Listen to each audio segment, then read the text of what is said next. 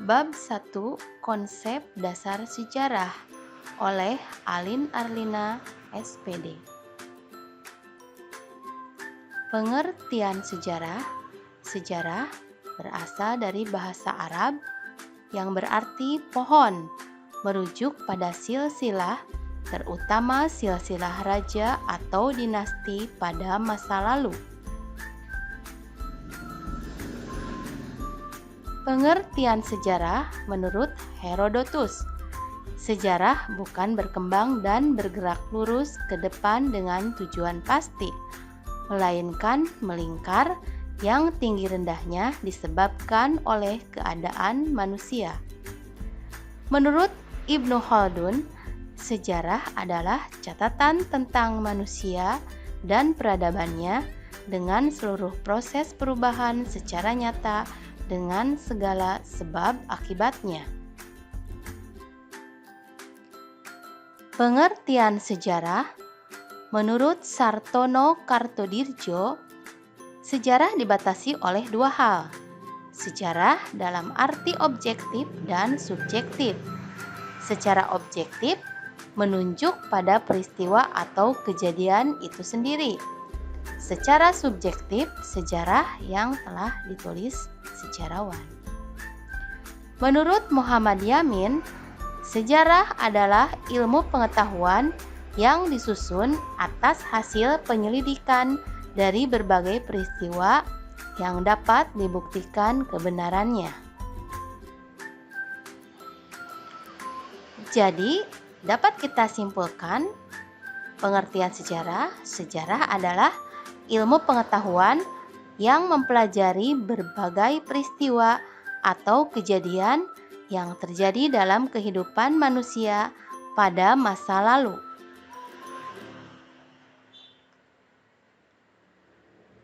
Konsep manusia, ruang, dan waktu dalam sejarah. 3 unsur penting sejarah dalam peristiwa proklamasi kemerdekaan Republik Indonesia. 1. Manusianya yaitu Soekarno dan Hatta. Kedua, ruangnya yaitu Jalan Pegangsaan Timur nomor 56 Jakarta. Dan ketiga, waktunya yaitu pada tanggal 17 Agustus 1945.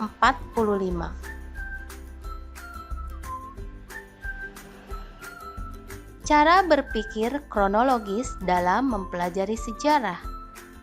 Kronologi berasal dari bahasa Yunani yaitu kronos yang berarti waktu dan logos yang berarti uraian atau ilmu. Kronologi yaitu ilmu tentang waktu yang membantu menyusun peristiwa sejarah sesuai urutannya agar terhindar dari anakronisme. Arti dari anakronisme sendiri adalah kerancuan waktu antara satu peristiwa sejarah yang satu dengan peristiwa sejarah yang lain.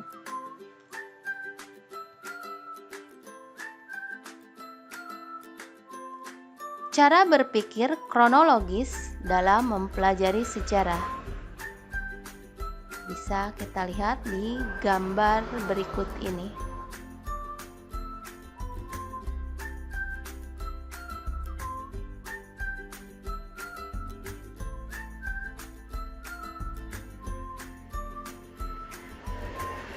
Cara berpikir diakronik dalam mempelajari sejarah. Diakronik berasal dari bahasa Yunani yaitu dia melintas atau melampaui dan kronos yang berarti adalah waktu. Diakronik adalah sesuatu yang dapat melintas, melalui, atau melampaui dalam batasan waktu. Mengajarkan kepada kita untuk lebih teliti dalam mengamati peristiwa sejarah. Dalam pembatasan waktu, sejarah mengenal periodisasi, yakni mengklasifikasikan peristiwa-peristiwa sejarah dalam tahap-tahap pembabakan waktu. Periodisasi sejarah Indonesia. Ada masa prasejarah, masa Hindu-Buddha, masa Islam, masa kolonialisme Barat, masa pendudukan Jepang, masa revolusi, masa Orde Lama, masa Orde Baru, dan masa Reformasi.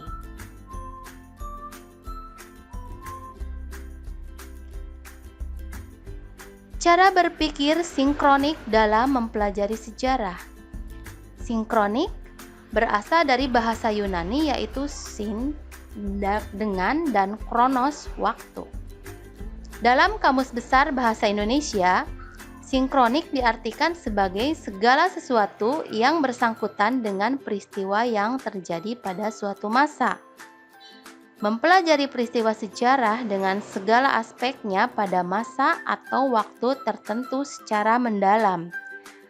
Kajiannya lebih menitik beratkan pada peristiwa, penelitian, atau gejala-gejala yang meluas dari sebuah peristiwa, tetapi dengan waktu yang terbatas.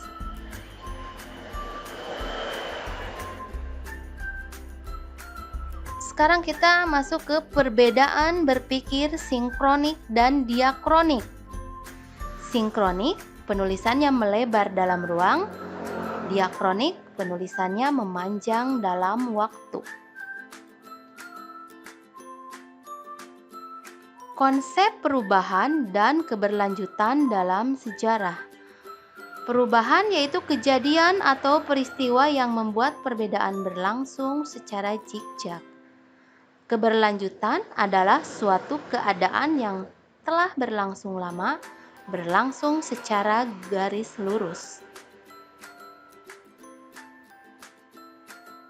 Konsep perubahan dan keberlanjutan dalam sejarah bisa kita lihat dalam diagram di bawah ini.